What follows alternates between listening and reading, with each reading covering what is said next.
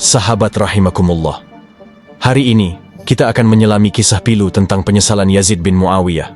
Setelah kepergian Sayyidina Husain, cucu Rasulullah sallallahu alaihi wasallam, Yazid dihantui rasa sesal yang mendalam atas peristiwa tragis di Karbala. Kisah ini akan mengungkap penyesalan Yazid bin Muawiyah yang mendalam setelah terbunuhnya Sayyidina Husain.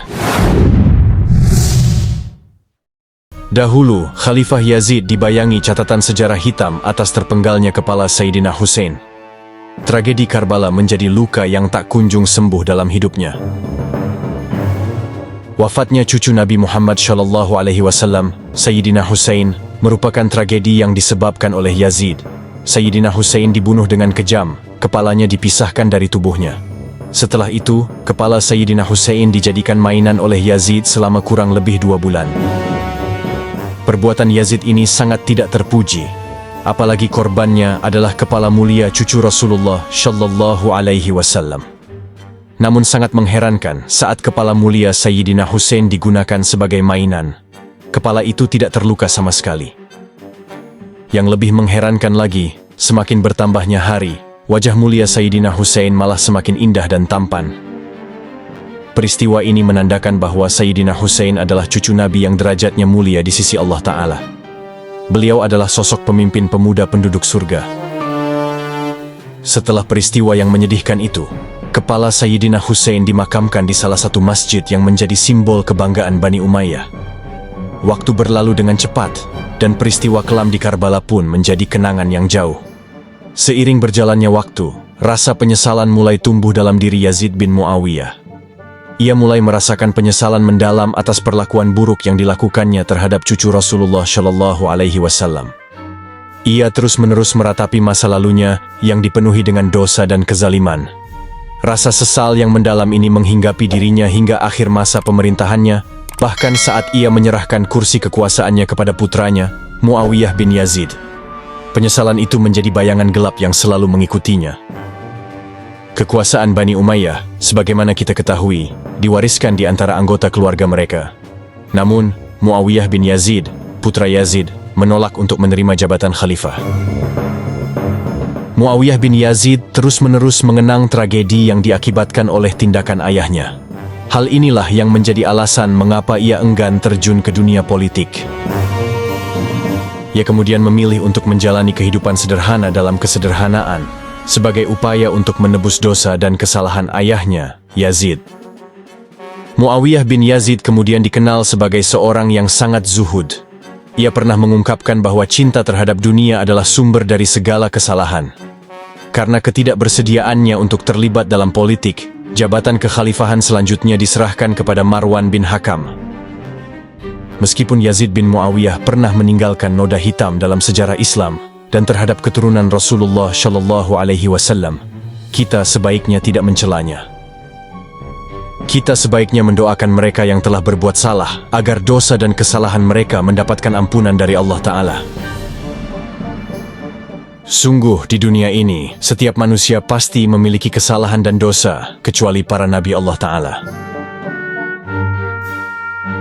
Setelah wafatnya Sayyidina Husain, keturunannya diteruskan melalui 6 atau 7 anaknya. Salah satu di antara mereka adalah seorang putra bernama Sayyid Zainal Abidin.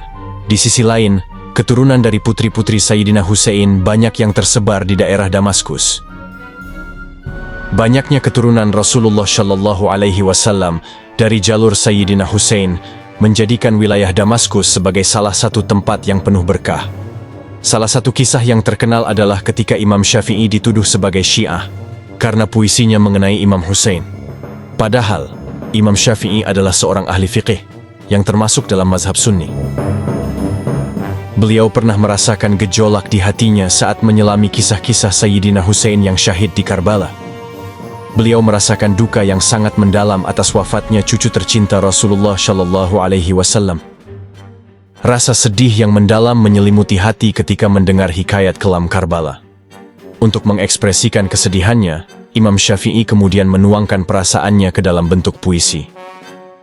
Dalam kitab Diwan Al-Imam Asy-Syafi'i, terdapat sebuah karya puisi yang ditulis oleh Imam Syafi'i yang begitu mendalam dan emosional, sehingga mampu menggugah hati dan membuat para pembacanya tak kuasa menahan air mata.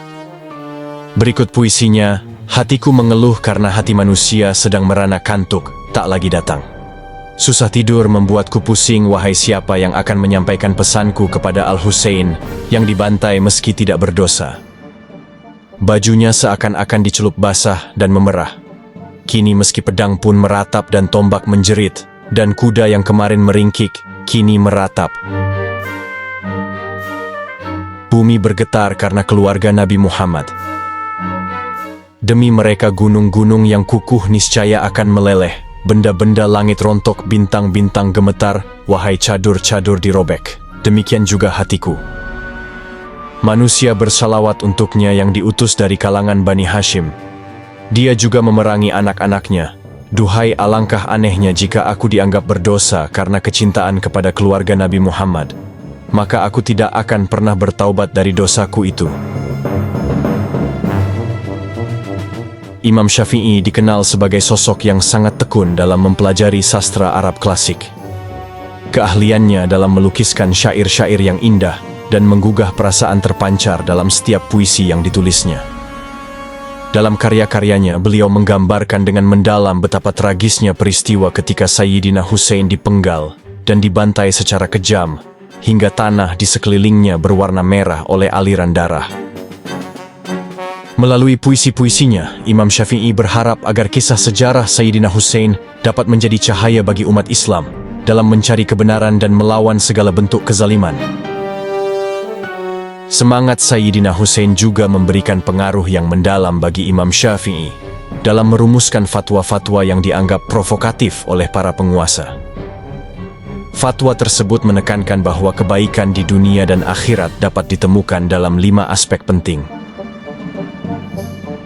Jiwa yang merasa cukup adalah jiwa yang tidak menyakiti orang lain, berusaha mencari rezeki yang halal, selalu bertakwa, serta senantiasa percaya dan bergantung kepada Allah dalam segala aspek kehidupan. Fatwa ini tentu bertentangan dengan realitas kehidupan penguasa Harun ar-Rasyid, sang khalifah dari dinasti Abbasiyah. Sebab, karya-karya Imam Syafi'i menunjukkan ketidaksukaannya untuk terlibat dalam urusan politik dan kekuasaan. Imam Syafi'i bahkan pernah diburu oleh penguasa Harun ar-Rasyid karena dituduh berusaha melawan, memberontak, dan membela kelompok Syiah. Pada masa itu, ajaran Syiah dianggap sebagai ancaman bagi stabilitas kerajaan. Padahal, sebenarnya Imam Syafi'i hanya mengekspresikan rasa dukanya dan cintanya kepada Sayyidina Husain yang mengalami nasib tragis. Di sisi lain, Sayyidina Husain adalah cucu tercinta Rasulullah Shallallahu Alaihi Wasallam. Karya-karya Imam Syafi'i yang dianggap berbahaya kemudian berujung pada penangkapan, di mana ia dan beberapa muridnya dijebloskan ke dalam penjara oleh penguasa. Imam Syafi'i tetap teguh dalam sikapnya membela kebenaran dan memerangi kezaliman. Ia menolak untuk merevisi fatwa atau karya puisinya, meskipun harus menghadapi penjara. Selain itu, penderitaan di penjara tidak dapat dibandingkan dengan perjuangan besar Sayyidina Husain dalam melawan kezaliman penguasa. Begitulah sekilas tentang kesedihan dan kecintaan Imam Syafi'i ketika menulis hikayat wafatnya cucu Rasulullah Shallallahu Alaihi Wasallam yang sangat tragis dan menyentuh hati. Wallahu a'lam bissawab.